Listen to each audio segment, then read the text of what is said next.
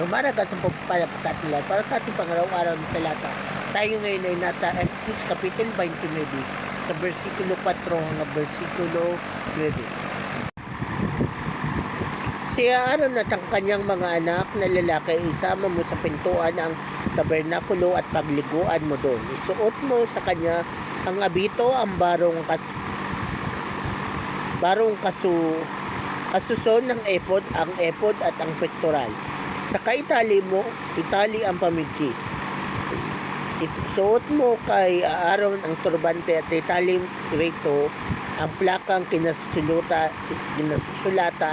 ng pagtatalaga. Pagkatapos pahiran mo ng langis na pantalaga ang kanyang ulo bilang pagtatalaga sa kanya.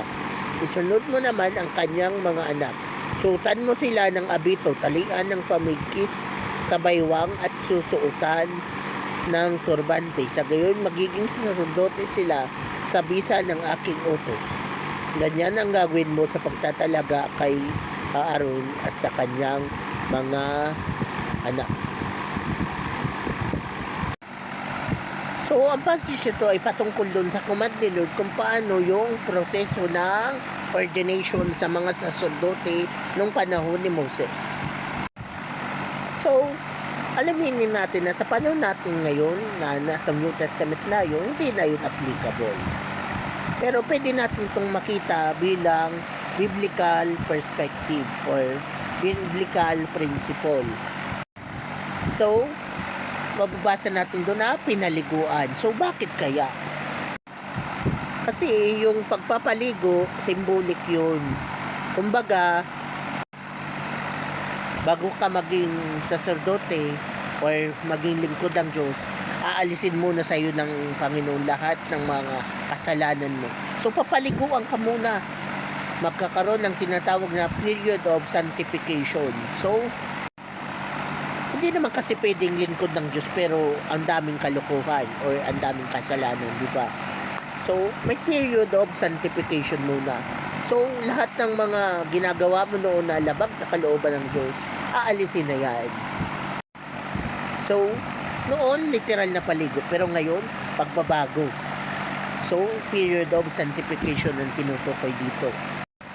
So, kung noon may mga bisyo ka, kasalanan, tagong kasalanan, whatever it is, or baka may mga generational curse ka, so sa harapan ng Diyos, kapag sinabing pinaluguan ka na ng dugo ng Panginoong Jesus, you are covered by the blood of Christ, regardless of your past, regardless of your generational curse, kung meron man.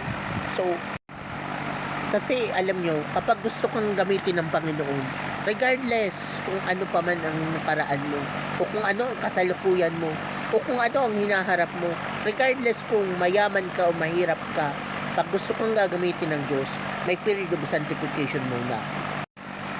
Yan, period of sanctification and period of purification.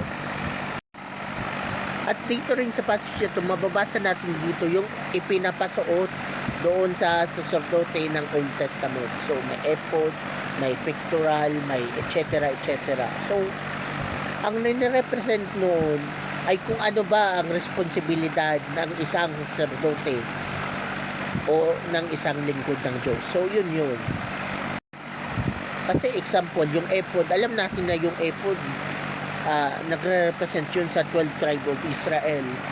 Tapos yung pectoral, tapos yung iba pa, nagre-represent sa authority ng sacerdote.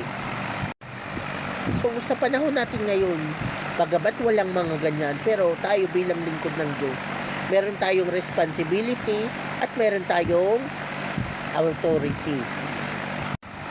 Kaya ikaw, baka gusto mo rin gamitin ka ni Lord. So, dapat ready ka dun sa tinatawag na period of sanctification at period of purification.